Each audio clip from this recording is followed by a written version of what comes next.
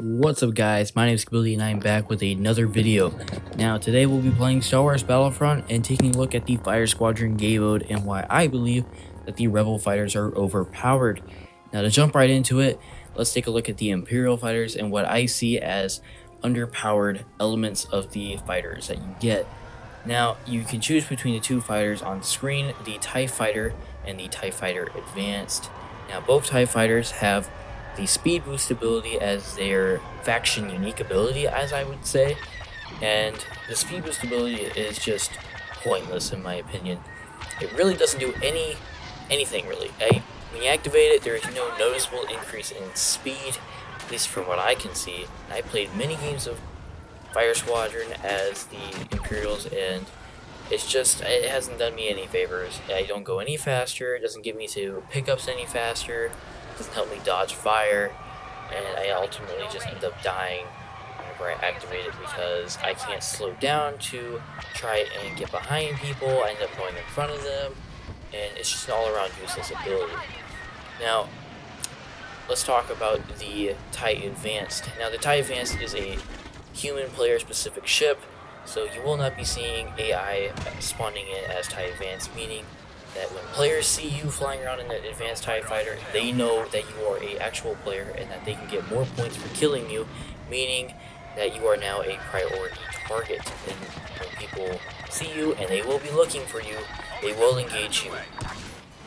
And it doesn't sound all bad, right? High risk, high reward. Well, the TIE Advanced is actually very easy to pick off.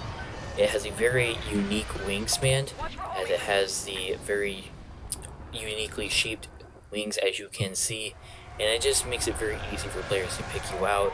It just stands out like a sore thumb, and it's just a very unfortunate flaw to the TIE Advance, as I think it is an awesome looking ship, but it's just not worth using, as players will just easily pick you out from the crowd and take you out very quickly.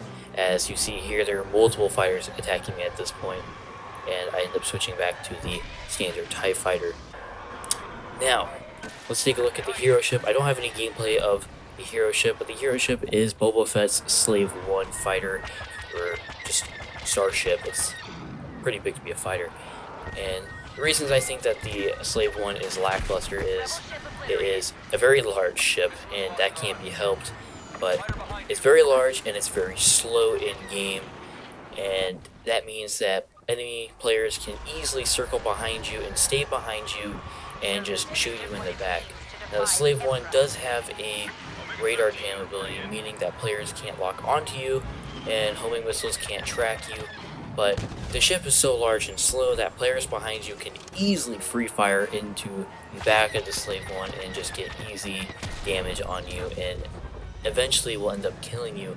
The ship is a tank, so it does take a long time for you to die, but it ends up being a slow, agonizing death, as you are very easy to just sit behind, and it ends up being very frustrating for me playing as a Slave 1, as I just ultimately am just getting shot from the back the whole time, and I find it very hard to actually find other players to shoot, as most of them are behind me at that point shooting me.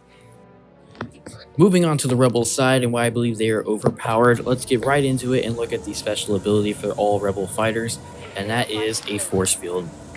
Let me let that sink in for a second.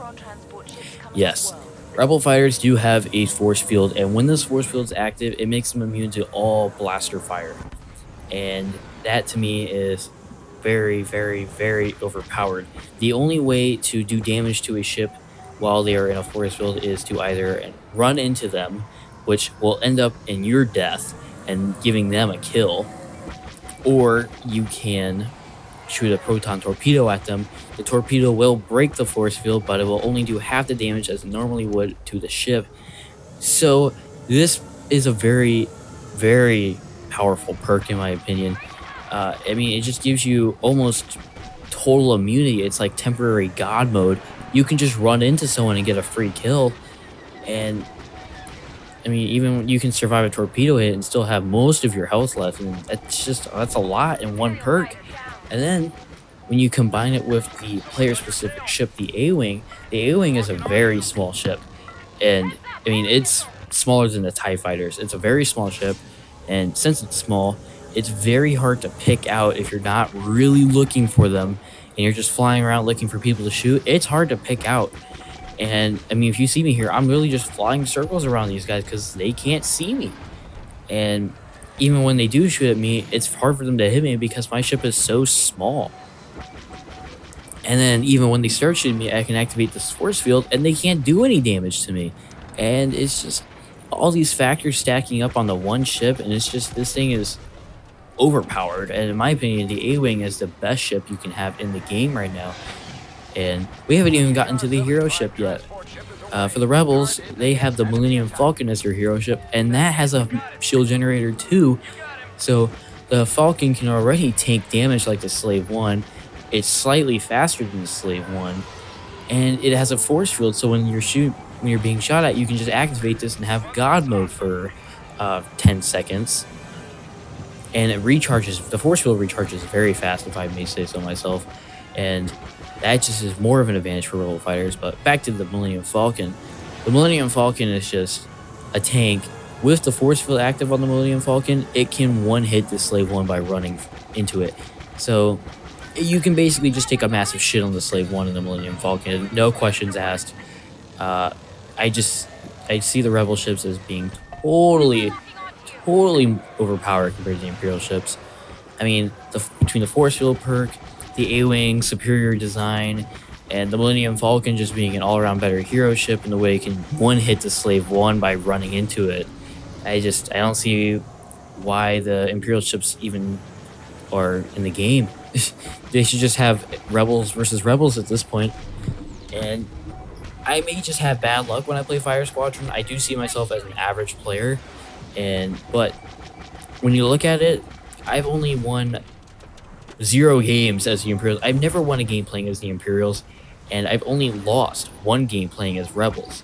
So, and there's a lot of factors. I may have bad teammates when I play as Imperials, maybe that's it, or I may just play bad when I'm as the Imperials. But when it stacks up to never winning as the Imperials and only losing once as the Rebels, I just don't see where I can say, oh, that's just chance. I just think the Rebels they are better equipped in every way, and I believe that DICE needs to address this and fix it in some way, whatever they believe is best to fix this. But anyway, if you think you have a way to fix this, put it down in the comment section down below. If you think that I am crazy and I am totally wrong, give me your thoughts down below in the comment section as well. But anyway, my name is Stability. I believe that the Rebels are overpowered. If you enjoyed the video, hit the like button and subscribe for more Battlefront, and I will talk to you guys in another video. Look at this defeat, 200 to 54. I don't see how you guys can